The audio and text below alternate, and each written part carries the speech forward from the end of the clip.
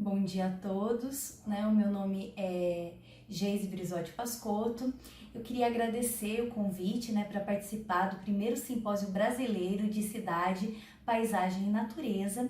Hoje vou apresentar para vocês a palestra intitulada As Transformações na Paisagem Urbana da Barra da Tijuca, do Sertão Carioca a Miami do Rio. Para isso, eu vou falar um pouquinho primeiro da Barra da Tijuca, como ela surgiu.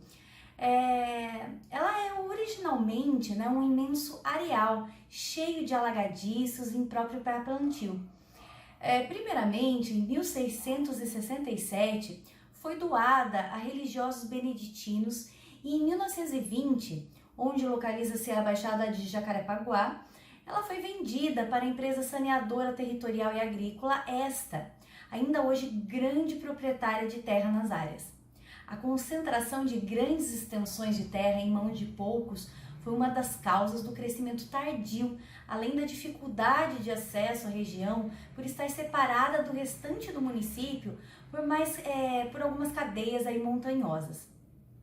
Essa constatação reflete as ações posteriores da região, onde o processo de crescimento imobiliário e as conexões viárias foram o foco das ações urbanas. Para entender o desenvolvimento um pouco da Barra da Tijuca, é necessário a gente também entender a história do desenvolvimento da Zona Sul e como o setor imobiliário migrou para a porção oeste do município. Nas primeiras 3 décadas do século XX, já existia no Rio de Janeiro um núcleo valorizado pelos investimentos em equipamentos e serviços urbanos, públicos e privados, e uma periferia carente, onde predominava a autoconstrução em loteamentos irregulares e sem infraestruturas. Na década de 30, a Zona Sul passa por diversos investimentos imobiliários que atuam na verticalização da área.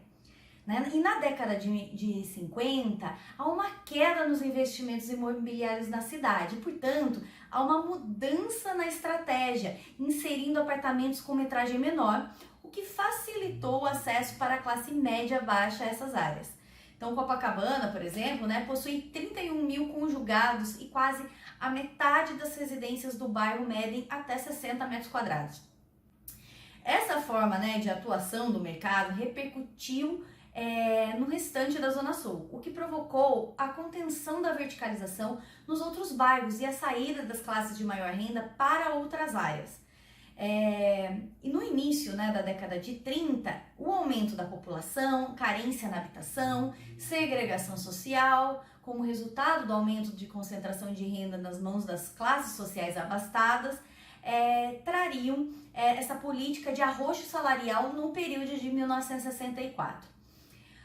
Bom, essa política de concentração de renda nas mãos de poucos gerou um aumento da especulação imobiliária, o que impulsionou o deslocamento da classe alta em direção a São Conrado e Barra da Tijuca. Abramo e Faria, eles falam que a criação do Sistema Financeiro de Habitação, SFH, direcionado às camadas médias, desconcentrou o investimento imobiliário para a Zona Norte e subúrbio e provocou o boom imobiliário da Barra da Tijuca na década de 1970.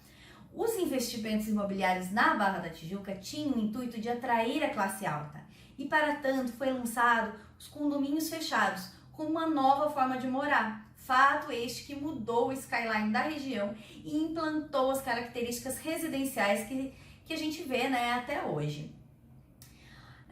Queria falar também um pouco para vocês sobre o plano piloto da Barra da Tijuca, porque ele é muito característico e diferenciado do restante da morfologia das outras partes da cidade.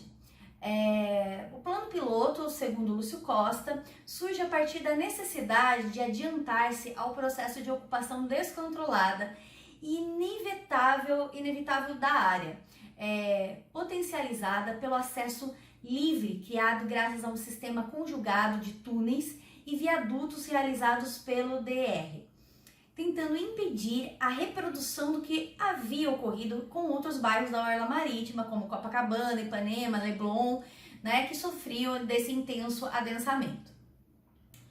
O plano possuía 2 pontos estruturais. uma implantação viária em formato de cruz, compreendida pela rodovia BR-101, que atualmente é a Avenida das Américas, e pela via 11, que é Ayrton Senna. E o segundo ponto estrutural é um CBD com 5 km², intitulado Centro Metropolitano da Barra. O plano foi apresentado em 1969, 9 anos após o realizado pelo mesmo arquiteto urbanista para Brasília, que a gente já conhece, né? Que é o plano piloto de Brasília, aí em formato de avião. Antes de Lúcio Costa, houve um plano de diretrizes de vias arteriais, que previam arruamentos paralelos em toda a extensão da Baixada, excetuando-se as áreas que localizavam-se nas lagoas de Jacarepaguá e Tijuca. No plano piloto de Lúcio Costa, ele revoga diversas partes para implantar o que considera, isso nas palavras dele, providências cabíveis no sentido da implantação da infraestrutura indispensável ao desenvolvimento ordenado da região. O plano possuía aí 120 quilômetros e previa lotes de tamanhos variados, com taxas de ocupação reduzidas, equilibrando com taxas mais altas em locais estratégicos. A alternância, de tipologias na edificação era muito presente no plano. Essa diversidade de verticalização, também de espaçamentos entre os edifícios, pode ser dividida em 3 perfis principais: os edifícios ao longo da BR-101, a área das dunas e do centro metropolitano. O gabarito mais verticalizado, nesse CBD, e mais horizontal na periferia, reflete aí os pensamentos modernistas de Le Corbusier, que pensou nessa volumetria na cidade contemporânea e radiosa nas décadas de 1920 e 30. Bom, ao longo da BR-101, Lúcio Costa ele pensou em uma verticalização habitacional pouco elevada, para não atrair os especuladores imobiliários e sim arquitetos autônomos. Dessa forma, ele define as profundidades, quantidades de apartamentos por andares e número de pavimentos. Nas palavras dele, do lado da terra, esses núcleos de urbanização diversa e autônoma, projetados e pormenorizados sob a responsabilidade pessoal de arquitetos independentes, de firma construtora ou imobiliária, seriam constituídos por um conjunto de edifícios de 8 a 10 pavimentos, de profundidade limitada a 2 apartamentos apenas, a fim de se evitarem massas edificadas desmedidas, dispondo igualmente cada conjunto de certo número de blocos econômicos, de 4 apartamentos por piso, com duplo acesso, 3 pavimentos e pilotis. Ele prevê também os comércios articulados nos edifícios residenciais, que intitula de Sistema Térreo Autônomo. Nesse projeto, as lojas ficariam dispostas horizontalmente, com passeio coberto, onde em certos momentos haveria mudança de direção, criando-se praças, áreas de recreação para crianças e pátios de convivência. Segundo Lúcio Costa, tudo com o objetivo de propiciar a convergência em vez da dispersão. Esse pensamento aí de integração ao espaço livre é observado também ao analisar as inserções dos fluxos viários. Nos pontos de articulação das vias, Costa pensava na inserção de conjuntos baixos de edificação para fins específicos de utilidade pública ou privada, para não agredir a paisagem urbana. Os edifícios residenciais seriam ligados diagonalmente por uma via paralela à BR, devidamente alargada e com margens arborizadas. Contido entre essas vias paralelas haveria uma trama sinuosa de alamedas para o acesso aos lotes residenciais. Os lotes residenciais possuíram uma taxa reduzida de ocupação, então 10% para 2 pavimentos ou 20% para o térreo. Para obter a integração, Costa limita o uso de muros, que não poderiam ser utilizados nas divisas e nos alinhamentos, apenas cercas vivas e portões, para assim fazer uma ocupação que o verde ele prevalecesse. Ele também definiu que nessas áreas horizontalizadas, né, haveria núcleos de comércios e serviços para suprir as necessidades diárias dos usuários. Nesse sentido, Lúcio Costa propôs uma setorização menos radical de uso, adequando os pensamentos modernistas às necessidades da população carioca. Na faixa de dunas, os núcleos apresentariam um distanciamento irregular em relação à via e um recuo lateral da ordem de 1 km de distância. Este isolamento proporcionaria uma boa aeração, não prejudicando a brisa do mar, né, para entrar aqui na costa. As torres em número também limitado seriam de altura equivalente a 4 vezes a dimensão da planta baixa, né, aproximadamente aí 25 a 30 pavimentos, contemplando comércio no nível térreo ou inferior. Lúcio Costa ele vai ressaltar que esses edifícios também seriam projetados por arquitetos autônomos responsáveis. E para suprir a demanda, ficaria a cargo do Estado a construção de um complexo sistema viário e da implantação da infraestrutura básica. No núcleo, né, da área existiria um centro metropolitano intitulado aí de CBD, que fizesse um contraponto ao centro tradicional da cidade consolidada. A área de aproximadamente aí 5 km², em formato de octógono, seria inteiramente desapropriada, né, pela prefeitura e ocupada com edificações em uma espécie de parceria público-privada, né, as PPPs. A interligação deste local aconteceria por 2 grandes eixos viários e vias menores de circulação, como vocês podem ver aí na imagem. Bom, após 45 anos, o que aconteceu com esse plano piloto, né, com todas essas ideias?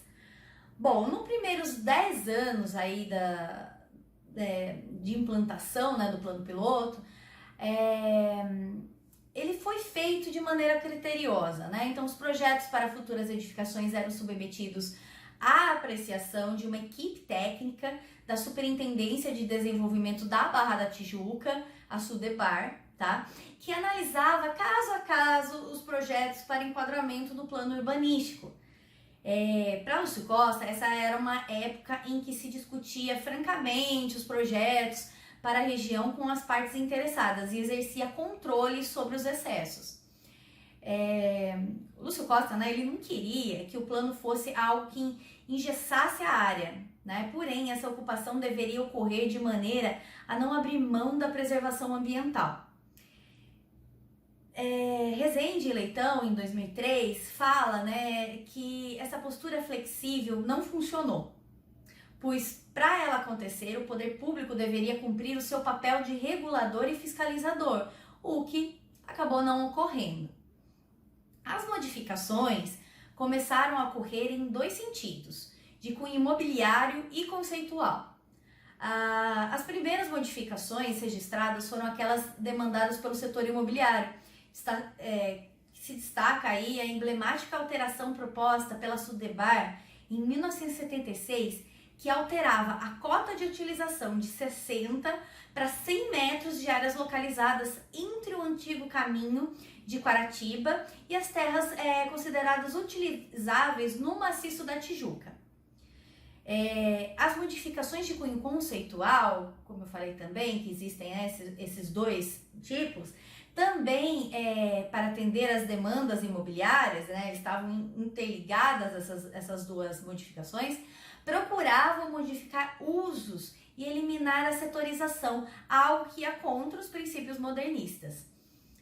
Um dos exemplos é o caso da proposta apresentada pela SUDEBAR para o adensamento e heterogeneidade de uso na orla marítima, a semelhança aí com a ocupação de Copacabana. Então, o decreto 3.046, em 1981, alterava gabaritos das edificações e criava novas condições de parcelamento, autorizando a construção de hotéis, residência ao longo da orla. Fato esse que era contrário ao plano de Lúcio Costa, onde os hotéis ficariam setorizados nas extremidades estabelecidas da orla, né? Neste mesmo ano, Lúcio Costa abandonou a superintendência, né, o que levou a Câmara Municipal do Rio a constituir, em 1984, uma comissão especial de inquérito que concluiu ter havido deformações aí no plano. Em 1994, na comemoração aí de 25 anos da criação do plano piloto, Lúcio Costa deu uma entrevista para o Jornal do Brasil e que ele estava contrariado, né? E ele comentou: o plano foi uma concepção pessoal para a ocupação racional daquela área. Eu não contemplava, por exemplo, essa ideia de falta de convivência entre os moradores de cada condomínio. Nem tenho lembrança de ter sido o criador desse projeto. Ele nasceu como um belo filho, muito elogiado, sempre querido. Depois cresceu e sumiu no mundo. A única certeza urbanística é a de que as coisas nunca ocorrem como planejadas. Bom, que as coisas nunca ocorrem como planejadas, realmente ocorre muito isso, né? A gente sabe na nossa profissão. Bom, diversas mudanças foram realizadas com o passar do tempo, várias para atualizar o plano, a atualidade, outras para sanar alguns pontos em que o plano não tinha detalhamento suficiente e muitas que sucumbiram às pressões imobiliárias. O terreno onde ia ser aquele núcleo, né, do CBD, de Lúcio Costa, né, ele está na mão de grupos privados, como a Carvalho Hosken, a Terusken e a CEF, né, que está em litígio, que estão realizando projetos isolados. O formato em octógono que ele pensou e o gabarito estabelecido estão respeitando as ideias do plano inicial, porém, as ligações de fluxo provavelmente não serão seguidas. Bom, a península e a área que se estende cerca de 1 quilômetro dos fundos, né, do Shopping Via Parque em direção à Lagoa da Tijuca ganhariam projetos específicos orientados pela Sudebar. A primeira proposta foi de 14 prédios circulares com 6 a 8 andares de autoria do arquiteto Sérgio Bernardes. Né? Segundo Carlos Carvalho, dono, né, dos terrenos, ele procurou a justiça para obter o direito de elevar o gabarito da península, invocando o princípio de isonomia, e conseguiu, após 2 décadas, a alteração. Atualmente, a área possui 109 prédios de 15 andares e outro terreno que no plano podiam crescer verticalmente só até 5 andares, está recebendo 80 edifícios de 12 pavimentos. Entre a Avenida das Américas e o futuro CBD, seriam plantadas fileiras de palmeiras imperiais. Entretanto, né, além de não ter essas palmeiras, é nesse cruzamento que está inserido o edifício Cultural Cidade das Artes, que é até o foco do meu objeto de doutorado. Então, se alguém se interessar, pode pesquisar, que é muito interessante essa análise, né, que eu fiz também desse edifício, que ficou como se fosse um elefante aí branco no coração, no meio da Barra da Tijuca. Segundo Hugo Hermann, em entrevista para o jornal O Globo, um dos maiores ataques ao plano foi a inserção da Cidade das Artes, onde Lúcio Costa previu um trevo rodoviário de conexão e distribuição de fluxos, tá? Bom, agora eu queria falar para vocês então um pouquinho. A gente já viu essa questão da história, né, de como começa a Barra da Tijuca, como que foi pensado esse plano modernista para essa área, o que aconteceu com esse plano ao longo do tempo. E agora a gente vai ver um pouquinho, destacar um pouco sobre essas camadas históricas que ocorreram nessa paisagem urbana da Barra da Tijuca e destacar então 3 períodos, tá? Esses 3 períodos eles foram analisados por Nunes Ferreira em 2014 e podem ser divididos em modernista, genérica e dispersa. Bom, falando um pouquinho da primeira camada, ela se insere na década de 1960, onde deu-se o grande marco do início do desenvolvimento da Barra e de sua atual morfologia, né? O governador do estado da Guanabara, Negrão de Lima, encomendou ao urbanista Lúcio Costa um projeto urbanístico para a região, que é o plano que a gente já falou. Segundo Rezende Leitão, né, o plano piloto para a Barra da Tijuca foi o ponto alto de um processo de adesão e consolidação dos ideais modernistas que vem se desenvolvendo desde a década de 30. Bom, mas isso a gente já tinha visto, né? Agora, a segunda camada, que é intitulada Urbanização Dispersa, foi realizada a partir da década de 1970, onde foram construídas grandes obras de infraestrutura. Como exemplo, a gente pode destacar a construção da autoestrada Lagoa Barra, que possibilitou o maior desenvolvimento, diminuindo o tempo de transporte para a zona sul da cidade do Rio. Essa época caracterizou-se também pela implantação de diversos condomínios e loteamentos, né, com bloqueios. Surgem deste modo os condomínios Nova Ipanema e o Novo Neblon, cuja apresentação e para vendas baseia-se, né, na possibilidade de recriação de espaços semelhantes aos dos antigos bairros da cidade, porém projetados sem os seus supostos vícios, né, como diz Rezende Leitão, tornando-se desse modo áreas segregadas tanto física quanto socialmente. Durante os anos de 1980, a Barra da Tijuca vive uma explosão demográfica, com praticamente todos os terrenos ao longo das suas avenidas ocupados por grandes condomínios residenciais, parques, supermercados, shoppings, centers, né, escolas, hospitais. Avenidas foram duplicadas e receberam sinalização. Também teve o surgimento de apart-hotéis para uso residencial ou turístico, que chamaram também a atenção do setor imobiliário pelo seu potencial construtivo. Nessa época houve também um movimento de emancipação da região da Barra da Tijuca, tendo a maioria dos eleitores votado pela separação da Barra, né? Mas o resultado do plebiscito não foi suficiente aí para implementar, devido ao quórum de votantes ter ficado aí aquém do mínimo exigido. Bom, e a terceira camada ocorre aí a partir da década de 1990, onde incide um novo boom imobiliário com o lançamento de edifícios comerciais de grande porte. Em relação à habitação residencial, né, dando continuidade a um processo aí já iniciado, né, que a gente já viu que já tinha sido iniciado na década de 70, condomínios são denominados novos, apelando-se para, mais uma vez, para a reconstrução, isso são palavras de Rezende Leitão, reconstrução de um novo bairro à velha cidade, tá? Bom, é a cidade, então, a cidade do consumo, onde eles têm que manter, assim, esse novo produto, né? Um novo produto tem que ser lançado a todo momento para satisfazer aí os anseios capitalistas. Um grande marco no âmbito viário foi a criação da linha amarela, possibilitando aí a melhor acessibilidade com a zona norte da cidade. Aqui eu estou mostrando para vocês umas figuras, né? O eixo oeste do município demonstra aí em 10 anos um crescimento populacional intenso. Então dá para ver como a população no país aumentou 12,3% nos últimos 10 anos, a cidade do Rio de Janeiro 11,1% e no RA Barra da Tijuca aumentou 72,54%.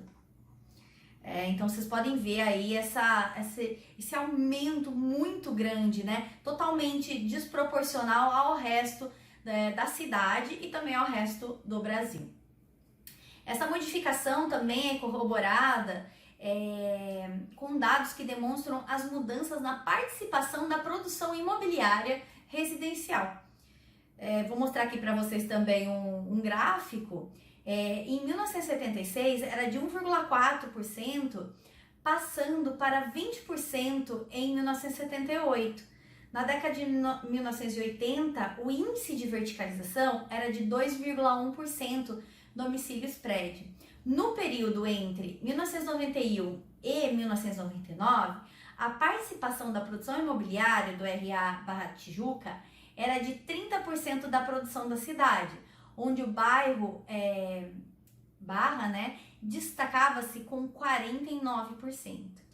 né? Outro fator indicador nas mudanças ocorridas na RA é o aumento do número de transações com estoque residencial, que passa de 0,24% em 1970 para 10,7% em 1995. Para o presidente aí do IBGE, Eduardo Pereira, em entrevista para o jornal o Globo, o que mais chamou a atenção nos dados de 2010 foi a continuidade do processo de expansão da cidade, em direção aí a novas áreas, o que ele chamou de prolongamento da Barra e Zona Oeste. Nesse prolongamento, então, é possível verificar aí uma disputa entre os bairros da Barra da Tijuca e Jacarepaguá. A história do processo de estruturação do espaço urbano na Barra da Tijuca e Baixada de Jacarepaguá está diretamente relacionada à produção capitalista imobiliária, como nós já vimos aí, né, em toda a fala até agora. Bom, vendo um pouquinho nessa relação aí do grupo etário, a gente pode notar nos gráficos, né, que os responsáveis por domicílio preponderante é adulto, né, de 40 a 49 anos, embora o grupo de idade maior residente, né, seja de 30 a 34 anos, né, seguido pelos de 35 a 39 e de 25 a 29. A renda nominal média do responsável pelos domicílios particulares permanentes é maior que 20 salários mínimos na sua maioria, né, o que permite caracterizar o bairro como de alto padrão orçamentário. Em um comparativo com outros bairros do Rio de Janeiro, né, no quesito renda nominal média em salários mínimos acima de 20, a Barra da Tijuca é o primeiro colocado, né? Porém, se a gente verificar aí apenas a renda média da população, a Barra da Tijuca é a segunda maior renda per capita mensal do município do Rio de Janeiro. Entretanto, né, gente, é necessário a gente também verificar, fazer uma outra análise, porque a gente precisa também ver essa questão da desigualdade social, que é indicada aí pelo índice Gini. Então, como eu coloquei para vocês aí esse gráfico, é possível notar que, embora a Barra da Tijuca lidere o quesito maiores salários, ela também é a primeira da maior desigualdade social. Segundo pesquisa pelo Centro de Políticas Sociais da Fundação Getúlio Vargas, em parceria com a Ação da Cidadania contra a Fome, a Miséria e pela Vida, e com o Banco Rio de Alimentos do SESC, o índice da Barra era de 0,59, o maior do Rio de Janeiro, bem próximo do índice brasileiro de 0,60. Teve uma reportagem também do O Globo com um título forte, ele colocava assim: Barra da Tijuca, onde o rio é mais desigual. Mostra que apenas pela divisão de uma avenida, famílias vivem em condomínios de alta classe e outras em uma favela em situação precária. Então, o limite que a gente vê aí designado por Lynch, né, diferencia aí a situação social em que vivem os moradores da Barra da Tijuca. Segundo também o mapa de uso do solo, na área da Barra da Tijuca, é possível identificar que a ocupação predominante é de residências, com comércio e serviços ao longo das principais vias. A área de lazer identificadas atualmente são constituídas por áreas relacionadas à cultura e ao esporte.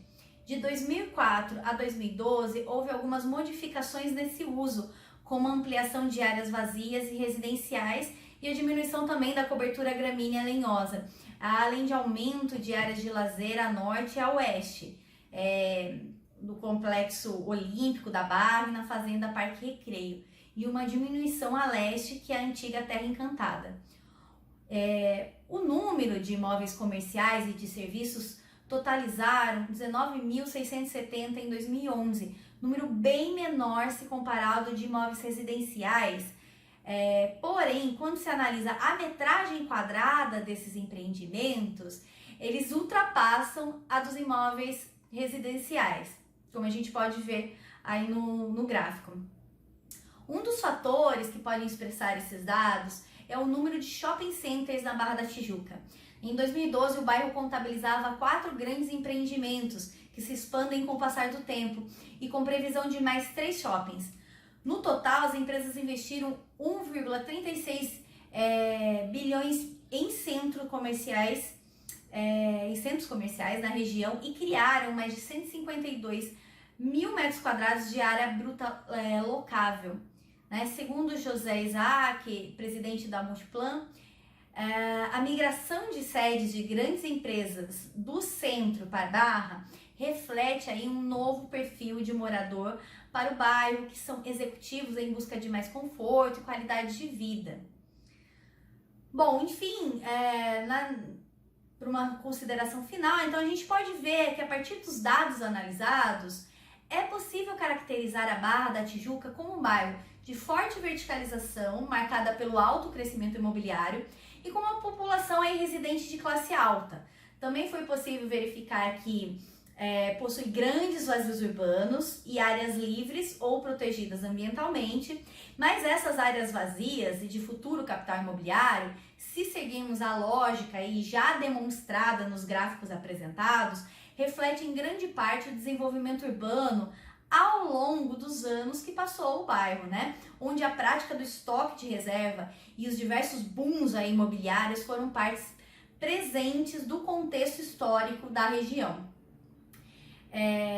Que segundo Coccaro, né, esse crescimento se deu pois as terras antes em condição de estoque de reserva do capital, nas mãos de poucos donos, integram hoje uma inovadora dinâmica, personificada em um urbano pronto para ocupar seu estratégico posicionamento de cidade global. Bom, conclui-se então que a Barra da Tijuca é um local de forte interesse, né, político e econômico, pois é um vetor de desenvolvimento. Nesse contexto, o local enquadra-se como um foco de atenção e de competição em uma economia globalizada com uma política urbana estratégica. É possível perceber também como o desenho urbano e o poder também político, né, público, não teve força em relação à forte atuação que formou os conceitos principais do plano. Bom, espero que vocês tenham gostado. Muito obrigada pelo convite. Até mais.